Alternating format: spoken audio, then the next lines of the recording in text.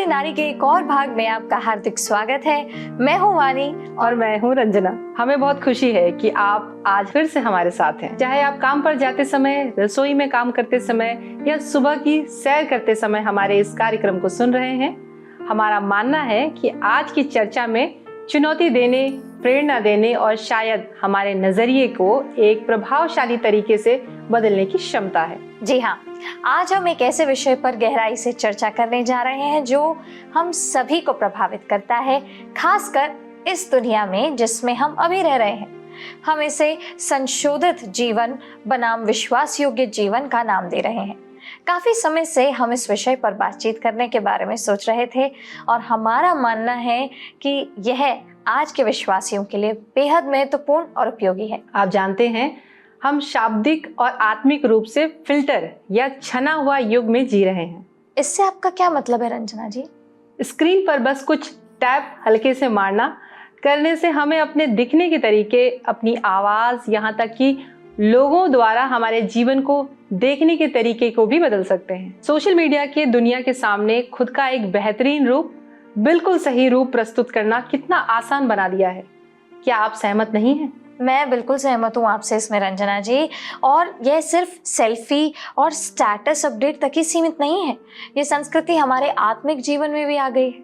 हम अपने विश्वास को छानना शुरू कर सकते हैं सिर्फ सबसे अच्छे हिस्से दिखाते हुए, संघर्ष, सवालों और इंतजार के दौर को छिपाते हुए। यह ऐसा है जैसे हम एक विश्वास योग्य जीवन जीने के बजाय एक छना हुआ फिल्टर विश्वास को जीने लगे हुए हैं। ये एक शक्तिशाली कथन है और सच कहूं तो हम सभी कभी ना कभी ऐसा करने के दोषी हैं। हम सभी शक्तिमान, सफल और आशीषित दिखना चाहते हैं, है ना? लेकिन जब हम दर्द, इंतजार और समर्पण को हटा देते हैं तो हम वास्तव में खुद को और दूसरों को परमेश्वर के अनुग्रह और विश्वास का अनुभव करने से वंचित कर देते हैं। हमारे विश्वास के नायकों के बारे में सोचिए। दाऊद, रूथ, पौलुस, एस्तर, इनमें से किसी ने भी छल कपट से भरी जिंदगी नहीं जी। उनकी कहानियां उलझी हुई, अनुभवहीन और ऐसे पलों से भरी थीं जिनका बहुत देर बाद में कोई मतलब निकला। लेकिन वे विश्वास योग्य थे, डर में भी, असफलता में भी। परमेश्वर ने इसी का सम्मान किया, पूर्णता का नहीं, प्रदर्शन का नहीं, बल्कि विश्वास योग्यता का। आज हम एक बहुत ही महत्वपूर्ण बात पर चर्चा कर रहे हैं। देखिए, विश्वास योग्यता हमेशा आकर्षक नहीं लगती। ये शांत आज्ञाकारिता जैसी लगती है। जैसे कोई ना देखे तब प्रार्थना करना, जैसे दुख होने पर भरोसा करना। ये ऐसा लगता है जैसे परिणाम ना देख पाने पर भी परमेश्वर के वादों से चिपके रहना। बिल्कुल ठीक। सत्य तो यह है दोस्तों कि छल कपट से भरी जिंदगी आत्मिक रूप से थकावट का कारण बन सकती है। हम परमेश्वर और एक दूसरे के साथ सच्चे होने के बजाय लगातार अच्छे मसीही बनने की कोशिश करते रहते हैं और इसलिए हम अलग थलग पड़ जाते हैं। हम उस आनंद और आज़ादी को खो देते हैं जो मसीह में सच्चे होने से मिलती है। और ये भी हमारी गवाही को प्रभावित कर सकता है। लेकिन ये कैसे? अगर दुनिया हमें सिद्ध यानी कि सही समझती है तो वे कभी नहीं जान पाएंगे कि परमेश्वर हमें टूटे हुए रूप में भी देख सकते हैं। वे कभी नहीं जान पाएंगे कि उनकी सामर्थ्य हमारी निर्बलताओं में सिद्ध होती है, ना कि हमारी विशिष्ट रीलों में। अगर हमारा विश्वास हमेशा छना हुआ रहेगा तो लोग परमेश्वर की जरूरत कैसे समझ पाएंगे? ये बात सही है। तो आज हम इस बारे में एक सच्ची चर्चा करना चाहते हैं दर्शकों के एक संशोधित संसार में एक विश्वास योग्य जीवन जीने का अर्थ क्या है। हम कर्म करने के लालच का विरोध कैसे करें और इसके बजाय दिन प्रतिदिन परमेश्वर के अनुग्रह पर कैसे निर्भर रहें। हम साथ मिलकर वचन को खोलेंगे और पवित्र शास्त्र से जीवन के कुछ उदाहरणों पर विचार करेंगे और कुछ व्यक्तिगत कहानियां भी साझा करेंगे। आप जानते हैं, सुसमाचार मूल रूप से उन सभ्य या संपूर्ण लोगों की कहानी नहीं है जिनके पास सब कुछ था। यह एक सिद्ध उद्धारकर्ता की कहानी है जिसने हमारी उलझनों में प्रवेश किया, हमारी मानवता को अपनाया और हमें हमारी निर्बलताओं से बचाया। और वो आज भी, जी हाँ, वो आज भी ऐसा ही कर रहा है। बिल्कुल वाणी। और ये अच्छी खबर है कि परमेश्वर छांटे गए मसीहों की तलाश में नहीं है। वो प्रदर्शन से प्रभावित नहीं होता। वो ऐसे हृदयों की तलाश में है जो समर्पित, विनम्र और विश्वास योग्य हों। जैसा कि दूसरा इतिहास अध्याय 16 पद 9 कहता है, देख, यहोवा की दृष्टि सारी पृथ्वी पर इसलिए फिरती रहती है कि जिनका मन उसकी ओर पूरी तरह समर्पित है, उनकी सहायता में वो अपना सामर्थ्य दिखाए।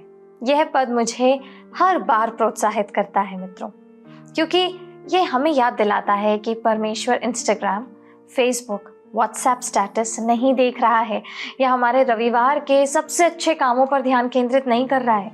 वो हमारे हृदयों को देख रहा है। एक विश्वास योग्य जीवन वहीं से शुरू होता है, उन शांत जगहों से जहां कोई भी छाटने का यत्न नहीं पहुंच सकता। तो आज की चर्चा शुरू करने से पहले हम आपको थोड़ा रुककर सोचने के लिए आमंत्रित करते हैं। जब हम खुद से ये सवाल पूछते हैं, क्या मैं संशोधित जीवन जी रहा हूं या विश्वास योग्य?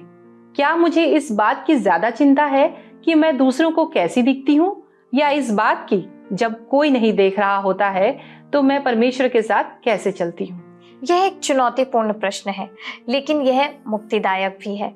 सच्चाई का दूसरा पहलू अत्यधिक अनुग्रह है।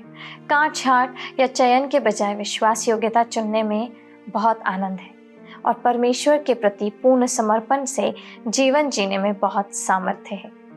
आइए इस वीडियो को देखते हैं। क्या आपने ये फिल्टर देखे हैं जो आजकल सोशल मीडिया पर बेहद लोकप्रिय हैं? यह अविश्वसनीय है। आप फिल्टर लगाकर अपना कैमरा सेल्फी मोड में रख सकते हैं और बस हमारे पास एकदम सही त्वचा का रंग, बड़ी रंगीन आंखें, लंबी पलकें, भरे हुए होंठ, चमकते दांत और घने लहराते बाल होते हैं। सब कुछ परफेक्ट, बिना किसी दोष के। हम तस्वीर पोस्ट करते हैं, हमें फिल्टर के साथ अपना मिला रूप बहुत पसंद है, लेकिन हम अंदर से जानते हैं कि खुद के उस रूप को जीना असंभव है। अपने सबसे अच्छे हेयर और मेकअप के दिन भी हम उस स्तर की पूर्णता हासिल नहीं कर पाते। सोशल मीडिया फिल्टर हमारी वास्तविकता और हमारी ऑनलाइन पहचान के बीच एक अंतर पैदा करते हैं। यह अंतर हमारी गलत आत्मछवि को जन्म दे सकता है, जिससे हम अपने प्राकृतिक रूप से अप्रसन्न हो सकते हैं। अध्ययनों से पता चला है कि ब्यूटी फिल्टर के लगातार इस्तेमाल से शरीर के प्रति असंतोष और नकारात्मक आत्मसम्मान का स्तर बढ़ जाता है।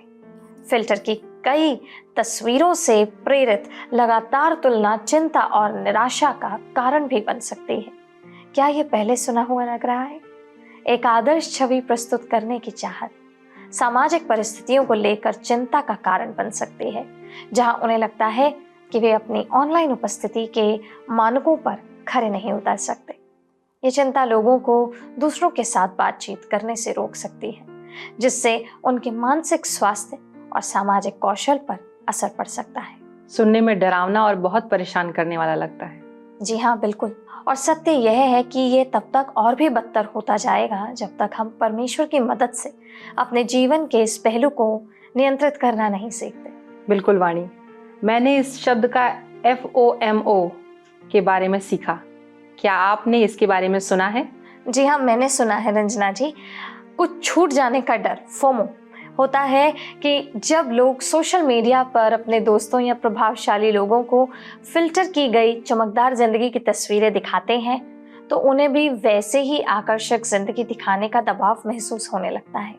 इस तरह का आदर्श जीवन दिखाने की कोशिश में लोग अपनी असलियत को छुपाने के लिए फिल्टर पर और ज्यादा निर्भर होने लगते हैं, और यह एक तरह का दिखावा बन जाता है। बिल्कुल वाणी, मैंने भी ये पढ़ा है कि FOMO यानी कि फोमो हमें वास्तविक जीवन के अनुभवों की बजाय ऑनलाइन बातचीत को प्राथमिकता देने के लिए प्रेरित कर सकता है, जिससे हमारे आसपास की दुनिया से हमारा अलगाव हो जाता है। नतीजन हम अपने आसपास के माहौल से कम जुड़ पाते हैं और सार्थक जुड़ाव और अनुभवों से वंचित रह जाते हैं।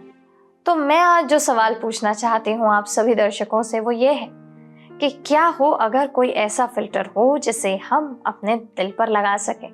जी हाँ, क्या हो अगर हम अपने फोन को अपने चेहरे के सामने सेल्फी मोड में रखने के बजाय उसे अपने ऊपर एक संपूर्ण दिल देख सकें।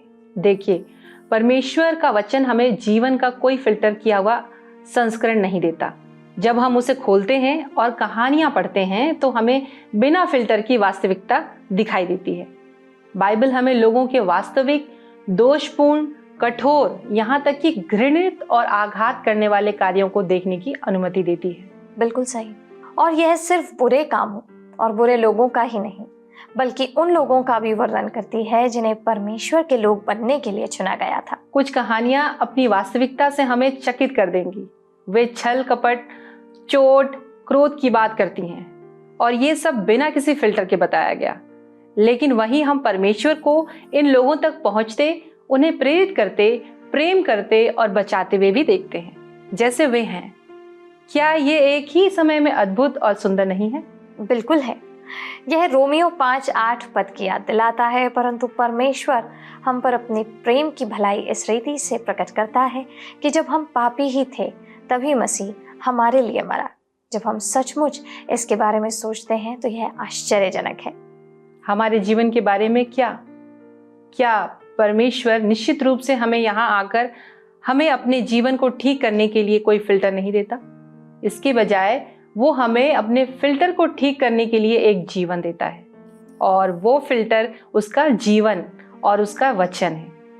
क्योंकि परमेश्वर का वचन जीवित और प्रबल और हर एक दोधारी तलवार से भी बहुत चोखा है, और जीव और आत्मा को और गांठ और गूदे गूदे को अलग करके वार पार छेदता है और मन की भावनाओं और विचारों को जांचता है। इब्रानियों 4:12। फिल्टर कई रूपों में आते हैं और ये ना केवल दूसरों को बल्कि हमें भी धोखा दे सकते हैं। ये हमें सच्चाई से अंधा कर देते हैं, जिससे हम अपने जीवन में परमेश्वर की बड़ी योजना और कार्यों को देखने से चूक जाते हैं। लेकिन जब हम परमेश्वर के साथ साथ चलेंगे, उसकी दृष्टि से देखेंगे और उससे प्रेम करते हुए, उस पर भरोसा रखते हुए उसके अनुसार जिएंगे, हम परमेश्वर के अनुग्रह, सामर्थ, प्रेम पूर्ण करुणा और शक्ति के माध्यम से यह जानने लगते हैं कि चीजें वास्तव में कैसी हो सकती हैं और कैसी होनी चाहिए। आज हमें प्रभावित करने वाले सबसे महत्वपूर्ण फिल्टरों में से एक है ज्ञान की कमी, खासकर परमेश्वर के वचन की ज्ञान की कमी।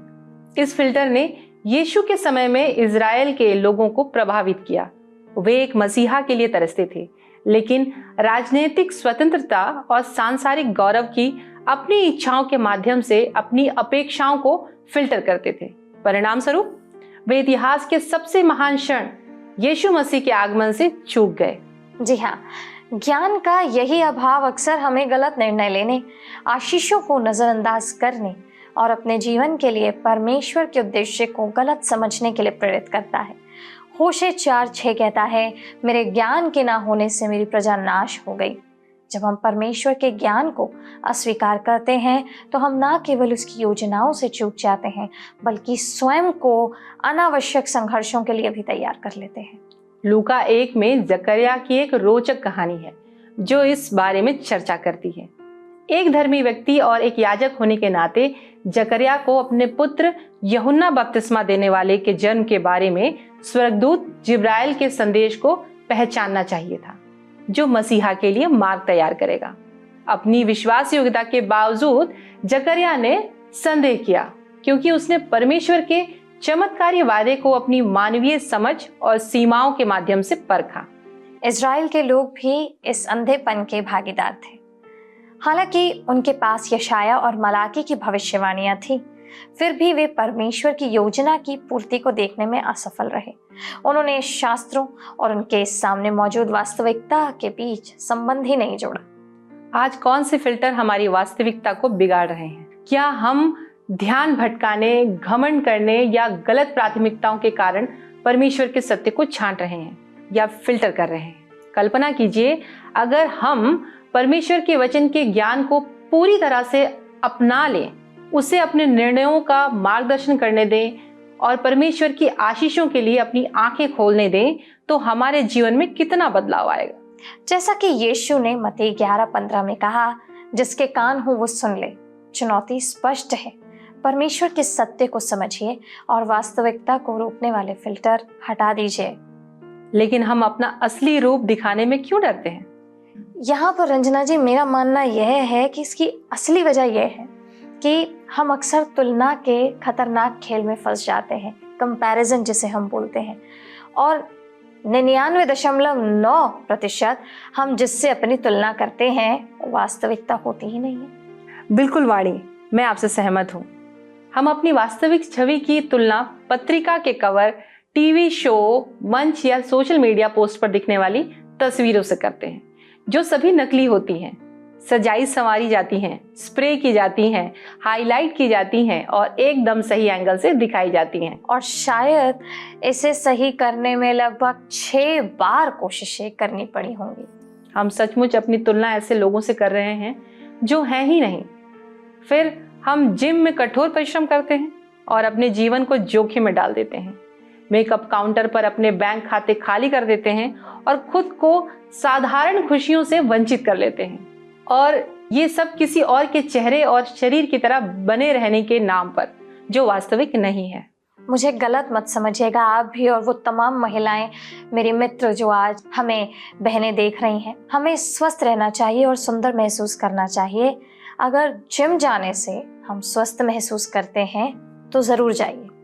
अगर मेकअप करने से हमें सुंदर महसूस होता है, करिए। मुझे पता है कि मेरे लिए भी ऐसा ही है और मैं दोनों ही करती रहूँगी, लेकिन एक संतुलन, बैलेंस बनाना ज़रूरी है और हम हमेशा एक दूसरे से बिल्कुल अलग ही रहते हैं। बिल्कुल वाणी, मैं चाहती हूँ कि हम इस संपूर्ण श्रृंखला के दूसरे पहलू पर भी विचार करें और उससे मिलने वाली आज़ादी पर भी। मैं सोशल मीडिया के माध्यम से एक युवती को जानती हूँ जो ऐसी नहीं है कि दुनिया उसे सुंदर कहे, लेकिन उसकी हर पोस्ट और तस्वीर से इतनी सच्चाई, ताकत और आत्मविश्वास झलकता है कि मुझे लगता है कि वो मेरी जान पहचान की सबसे सशक्त और खूबसूरत महिलाओं में से एक है। मैं उसके आकर्षण शक्ति और आत्मबोध से मोहित हूँ। हो सकता है कि वो एक दिन व्यावसायिक अंदाज में ली गई एक तस्वीर जिसमें उसने मेकअप किया हो, पोस्ट करे और अपनी अगली पोस्ट में वो बिना मेकअप के पिज्जा खा रही हो और पढ़ाई कर रही हो। वो निश्चिंत और बेबाक है और ये एक स्वागत योग्य बदलाव है। और रंजना जी, यकीन माने, मुझे अगर चुनना होता तो मैं रंगीन परफेक्ट पिक्चर्स की बजाय आपकी मित्र जिनके बारे में आप बात कर रही हैं, उनके पोस्ट ज़्यादा अपने इंस्टाग्राम या सोशल मीडिया पर रखूं। और मुझे पूरा यकीन है कि वचन भी हमें अच्छी बातों को ही जानने के लिए प्रोत्साहित करता है प्रभु का। हम देखते हैं बाइबल में पहला पत्रस 3:3-4 में वो कहते हैं, तुम्हारा श्रृंगार दिखावटी ना हो, अर्थात बाल गूंथने, सोने के गहने या भांति भांति के कपड़े पहनना, वरन तुम्हारा छिपा हुआ और गुप्त मनुष्यत्व नम्रता और मन की दीनता की अविनाशी सजावट से सुसज्जित रहे, क्योंकि परमेश्वर की दृष्टि में इसका मूल्य बड़ा है। बेशक ये पद हमें महिलाओं को गहने पहनने, अच्छे कपड़े पहनने या अपने बालों के साथ कुछ नया करने से नहीं रोक रहा है। इस पद का मुख्य संदेश उस वाक्यांश में है, तुम्हारा श्रृंगार दिखावटी ना हो, अर्थात हमारी पहचान हमारी बाहरी सुंदरता से नहीं आनी चाहिए। हमें इन चीजों को हमें और अपनी कीमत को परिभाषित नहीं करने देना चाहिए और ना ही अपने दिल की स्थिति से ज्यादा महत्वपूर्ण बनने देना चाहिए। मेरा विश्वास कीजिए बहनों, यह बदलाव रातों रात ठीक नहीं होने वाला है। अपने दिलों को फिर से प्रशिक्षित करना और शत्रु के झूठ को दबाना मुश्किल है, लेकिन ये प्रयास सार्थक है। तो आइए सांसारिक चीजों के पीछे छिपना बंद करें। आइए उन मुखौटों और उत्पादों के अत्यधिक उपयोग को त्याग दें जो निखारने के बजाय छिपाते हैं। आइए तुलना करने का खेल खेलना बंद करें जो हमें और अधिक दुखी और असंतुष्ट बना देगा। इसलिए परमेश्वर का फिल्टर मेरे लिए अद्भुत है। परमेश्वर का फिल्टर क्या है, अब ये जानना है? बिल्कुल वाड़ी, देखिए, हम गहराई से जानते हैं कि अपने बारे में कुछ ऐसी चीजें हैं जिन्हें हम बदलना चाहते हैं, जो ऊपरी नहीं है। हम अपनी गलतियों और असफलताओं को जानते हैं और हम जानते हैं कि चाहे हम उन्हें कितना भी छिपाने की कोशिश करें, हमेशा हम अपने बारे में सोचने की हमारी स्वाभाविक प्रवृत्ति हमेशा हमारी बनी रहेगी। लेकिन क्योंकि हम इसके बारे में कुछ नहीं कर सकते थे, परमेश्वर ने किया। उन्होंने एक फिल्टर भेजा, और क्या नाम है उस फिल्टर का? यीशु फिल्टर। जब यीशु धरती पर आए तो वे 30 से ज्यादा सालों तक बिना किसी दोष, पाप या गलती के रहे। एक बार भी उन्हें आधी रात को उठकर पिछले दिन के अपने कहे शब्दों पर पछतावा नहीं हुआ। उन्होंने कभी सुबह उठकर खुद से वादा नहीं किया कि वो कल रात जो किया था उससे फिर कभी नहीं करेंगे। बिल्कुल, लेकिन परमेश्वर ने हमारे मानवीय पाप से भरे फिल्टर को यीशु पर लगा दिया। परमेश्वर ने हमारी सभी गलतियों को देखा और उनके लिए यीशु को दोषी ठहराया, उन्हें दंडित किया और उन्हें क्रूस पर छोड़ दिया। जब यीशु ने कहा पूरा हुआ और वे मरे हुओं में से जी उठे, तो परमेश्वर ने कहा कि जब हम उन पर विश्वास करते हैं, भरोसा करते हैं, तो तुम तो मर गए और तुम्हारा जीवन मसीह के साथ परमेश्वर में छिपा हुआ है।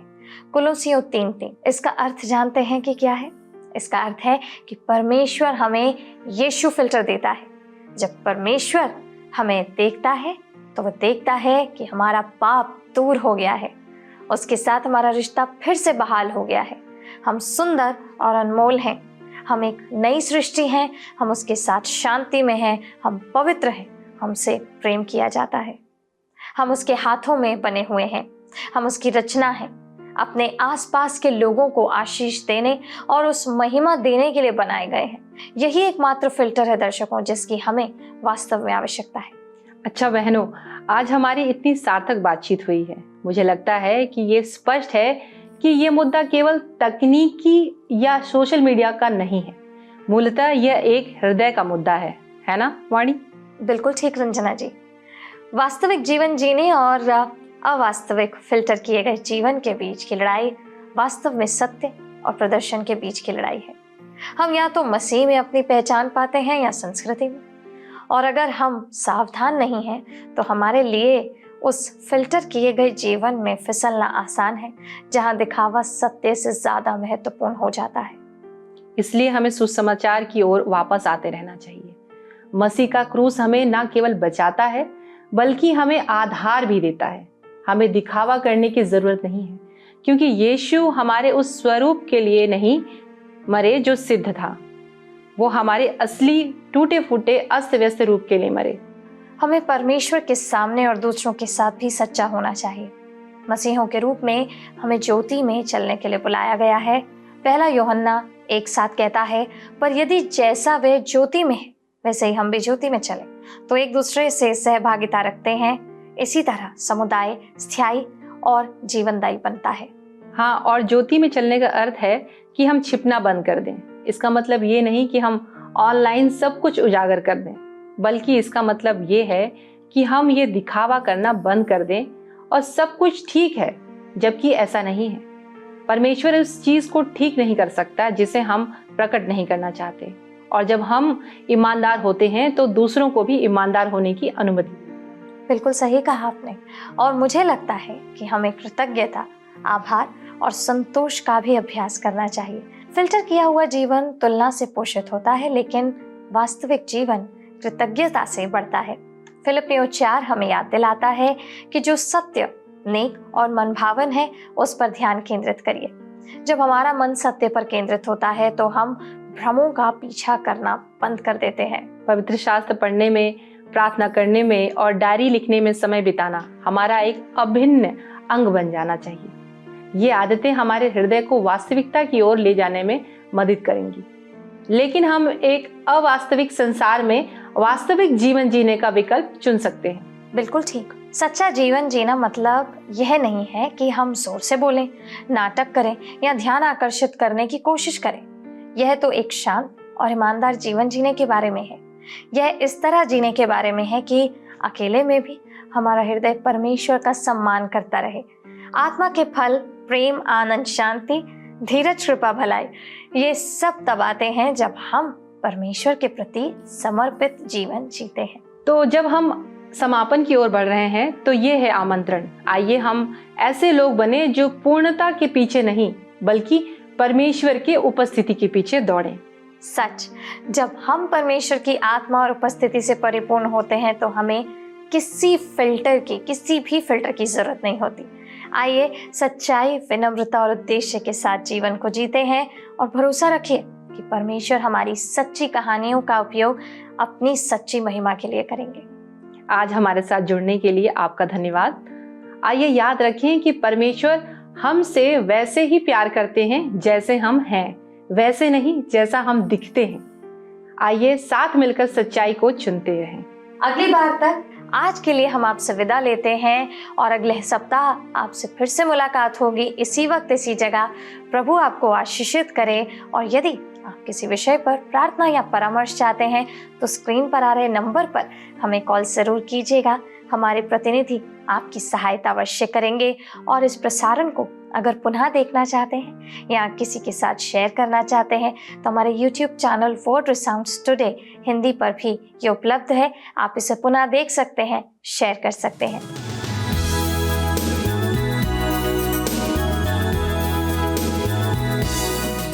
आइए प्रार्थना करते हैं। सर्वशक्तिमान परमेश्वर, हम आपके अनुग्रह के सिंहासन के पास आते हैं। आज आपका हम धन्यवाद करते हैं इस वचन के लिए। एक बार फिर प्रभु जी, आपने हमें स्मरण दिलाया है प्रभु कि प्रभु यीशु मसीह आप हमारे लिए वास्तविक परमेश्वर हैं। और प्रभु यीशु मसीह, जब हम पापी ही थे तभी आपने हमारे लिए वो बलिदान दिया जो प्रभु जी हमारे लिए एक बड़ा और अनमोल तोहफा है। जैसा आपका वचन बताता है, जितनों ने आपको ग्रहण किया है प्रभु यीशु, आपने उन्हें अपनी संतान होने का अधिकार दिया है। हम धन्यवाद करते हैं प्रभु, इवन दो प्रभु हम ऐसे संसार में रहते हैं जहाँ पर फिल्टर का ज़माना है और दिखावे का ज़माना है, पर प्रभु हम आपका धन्यवाद करते हैं कि आपने हमें इन सब चीज़ों से निकाला है प्रभु। हम अपनी धार्मिकता की वजह से प्रभु हम आपके सम्मुख नहीं आ सकते, पर केवल और केवल प्रभु यीशु मसीह की धार्मिकता हमारे जीवनों में दी गई है। जो उन्होंने क्रूस पे किया, उसी से हमारे सारे पापों का दाम चुकाया गया है। हमारे और हम सब बहनों की प्रभु जी आप सहायता करें जो आज इस प्रसारण को सुन रहे हैं, कि हम प्रभु जी अवास्तविक जीवन से निकल कर एक वास्तविक जीवन की ओर चलना आरंभ करें। प्रभु हम में से कोई भी अगर ऐसी बहन है जो आज प्रभु जी अपने आप को उस तरह से कबूल नहीं कर पाई है जैसा वो है प्रभु जी, आज हम प्रार्थना करते हैं प्रभु उस बंधन से भी आप उन्हें आज़ाद करें। जैसा आपने उन्हें बनाया है वो सुंदर हैं, उनका चरित्र या उनका स्वरूप वो नहीं है जो दुनिया उन्हें बताती है, पर वो है जो आपका वचन उन्हें बताता है। वो आपकी एक बहुमूल्य बेटी है और आपने उसे चुना है प्रभु।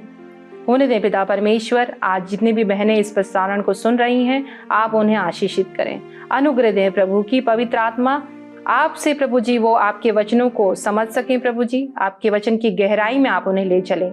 एक वास्तविक जीवन जीने के लिए जो आपके नाम को महिमा देता हो, उनकी सहायता करें प्रभु जी। इस संसार की चमक दमक से आप उन्हें बचाएं और सहायता करें प्रभु जी कि और बहनों के लिए भी प्रभु जी वो एक पथ प्रदर्शक बन सकें प्रभु जी।